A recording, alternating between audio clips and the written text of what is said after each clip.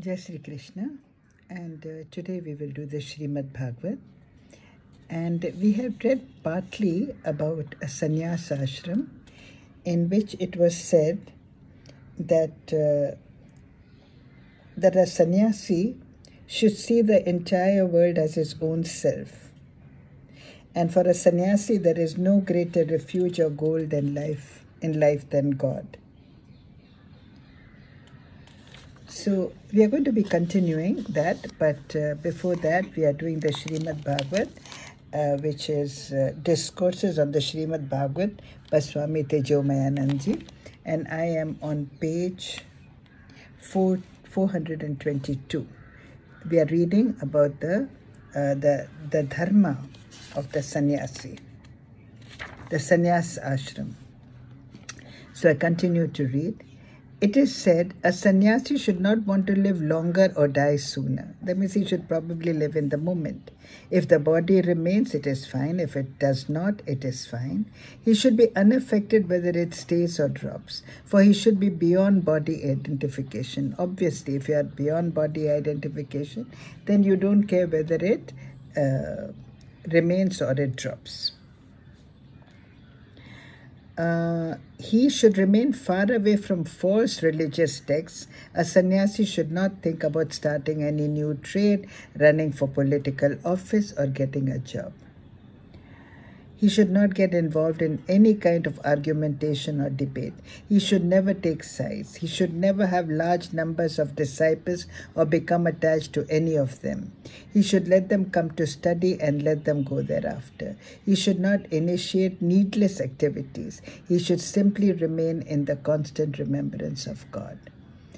Now, this is very important, as I have said, I think, earlier in my talks, that how in the olden days, well, at least a sannyasi was not supposed to stay in a house for longer than, in certain case, not even, or maybe overnight, or maybe not longer than 2-3 days, except during the rainy season, where I'm told that sometimes they would take refuge in a... But I mean, this is as far as I know and I have heard. I continue. There is particularly harsh statement made here regarding the life of sannyasis.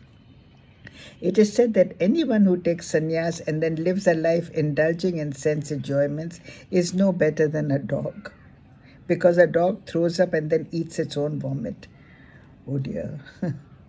A creature that eats its own vomit is known as a Vamtasi. Once you renounce something, renounce it once and for all, without looking back. This is how sannyasa should be. Strict instructions. Once when Prahlad was traveling in his kingdom with his ministers, he saw a sage lying naked on the banks of the Kaveri river.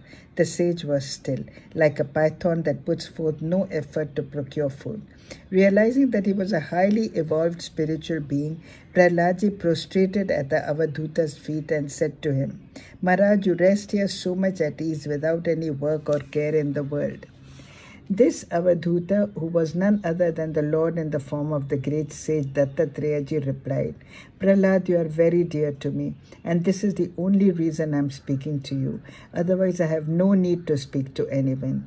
I remain lying here reveling in my true self. People think I am lazy and do not do any work, but to work or not work are both concerns of one who is ignorant of his true self. The enlightened have neither to renounce any actions nor engage in them." See, here he says, that's really quite wise. The enlightened have neither to renounce any actions nor engage in them. In my mind, so that means, what does it mean? Does it mean just flow or live in the moment? What the state of a real self-realized master is, only a self-realized master can know. Dattatreyaji, the Lord Avatar, thus illustrated the dharma of a Paramahansa, who is a sannyasi of the highest order of God-realized master. You know, I'll tell you one thing. Once I was in a pilgrimage place, I remember, and I was going towards, must have been towards a temple. I was in the car, and I saw a Shivji temple, and a Shivji temple doesn't close. It was open, and there was this young sannyasi lying there, completely drugged, fully drugged. And I don't know what came over me, but I just went up to him and I said, "What are you doing? You have left home. You probably left a young wife and your parents who are probably dependent on you because you wanted to follow into the path of God. And you are here all drugged and sleeping. Just get up and go back home if you can't if you can't adhere to sannyas." So taking sannyas is no easy job. One has to really, really think about it. And why not live in the world and give it up from within? This is the way I look for it. And I love what Dattarajia says.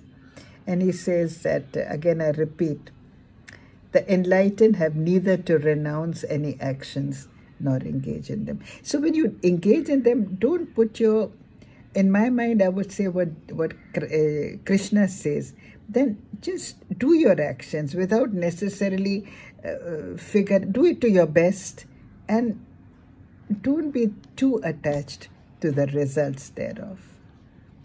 But anyway, that is completely my point of view.